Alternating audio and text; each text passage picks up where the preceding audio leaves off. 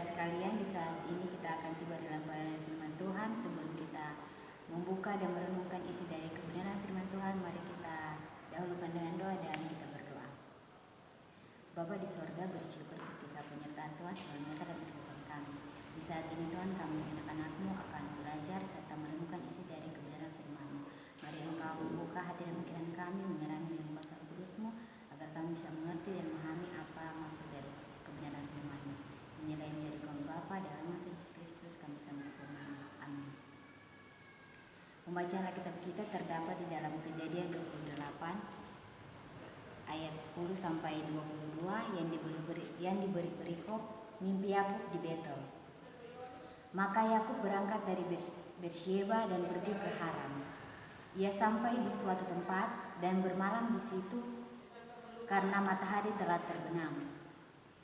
Ia mengambil sebuah batu yang terletak di tempat itu dan dipakainya sebagai alas kepala. Ia lalu membaringkan dirinya di tempat itu. Maka bermimpilah ia. Di bumi ada didirikan sebuah tangga yang ujungnya sampai di langit. Dan tampaklah malaikat-malaikat Allah turun naik di tangga itu. Berdirilah Tuhan di sampingnya dan berfirman, "Akulah Tuhan, Allah Abraham, nenekmu, dan Allah Ishak. Tanah tempat engkau terbaring ini akan kuberikan kepadamu dan kepada keturunanmu. Keturunanmu akan menjadi seperti debu tanah banyaknya, dan engkau akan mengembang ke sebelah timur, barat, utara, dan selatan, dan olehmu serta keturunanmu semua kaum di muka bumi akan mendapat berkat. Sesungguhnya aku menyertai engkau, dan aku akan melindungi engkau kemanapun engkau pergi, dan aku akan membawa engkau kembali ke negeri ini, sebab aku tidak akan meninggalkan engkau, melainkan tetap melakukan apa yang kujanjikan kepadamu."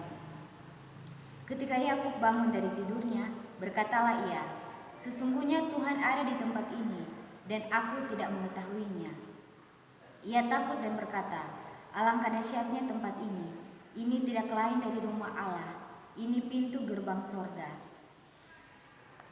Keesokan harinya, pagi-pagi Yakub mengambil batu yang dipakainya sebagai alas kepala dan mendirikan itu menjadi tugu dan menuang minyak ke atasnya. Ia menaik tempat itu Betel, dahulu nama kota itu Luz.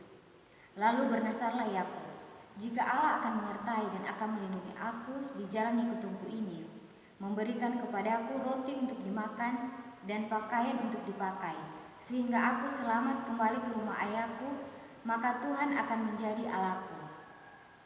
Dan batu yang kudirikan sebagai tugu ini akan menjadi rumah Allah. Dari segala sesuatu yang engkau berikan kepadaku, dan selalu kupersembahkan 1/10 kepadamu." Sampai di sini batas pembacaan firman Tuhan. Kita masuk dalam renungan, dan renungan kita di saat ini diberi tema, mengapa kita harus memberikan persepuluhan. Baiklah, di saat ini kita akan masuk dalam khotbah, dan khotbah kita diambil dari keseluruhan pembacaan kita tadi, yaitu Kejadian 28 ayat 10 sampai 22. Dalam teks ini pada ayat yang ke-10 sampai dengan 11, kita mengambil perikop tentang krisis kehidupan. Semua orang pasti pernah berada dalam sebuah krisis. Sebagian bahkan menghadapi krisis yang sangat berat, rumit, dan menentukan dalam kehidupan mereka. Demikian pula dengan Yakub. Ia sudah mendapatkan apa yang ia inginkan, hak, kesulungan, dan berkat dari ayahnya. Apa yang dijanjikan Allah sejak ia berada dalam kandungan sudah mulai digenapi, yaitu ia mendapat berkat lebih banyak daripada Esau. Yang menjadi persoalannya, semua ini ia peroleh melalui cara-cara ia memperdaya kakak dan ayahnya, bahkan untuk memuluskan penipuannya terhadap sang ayah. Yakub tidak segan-segan menggunakan nama Tuhan secara sembarangan. Membahas tentang krisis kehidupan, misalnya di saat kita sedang tidak mendapatkan pekerjaan, atau pada musim seperti ini, yaitu dikarenakan karena COVID-19, Setiap para pekerja tidak dipekerjakan, melainkan harus bekerja dari rumah. Itu seakan-akan membuat seseorang merasa menghadapi sesuatu yang sangat sulit atau dikatakan sebagai itu diakibatkan atau menimbulkan suatu masalah yang seakan-akan membuat seseorang menjadi depresi atau tidak bisa mengontrol dirinya sendiri.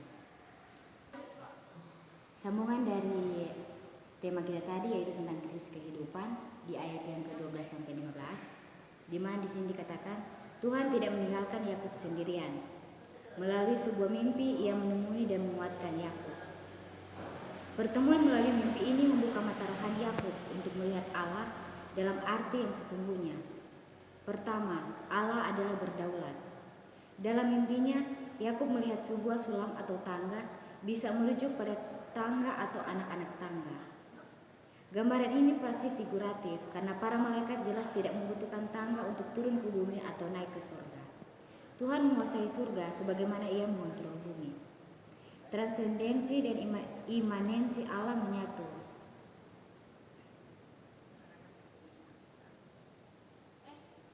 Dibandingkan dengan janji Tuhan kepada Abraham, janji ilahi kepada Yakub memiliki keunikan tersendiri.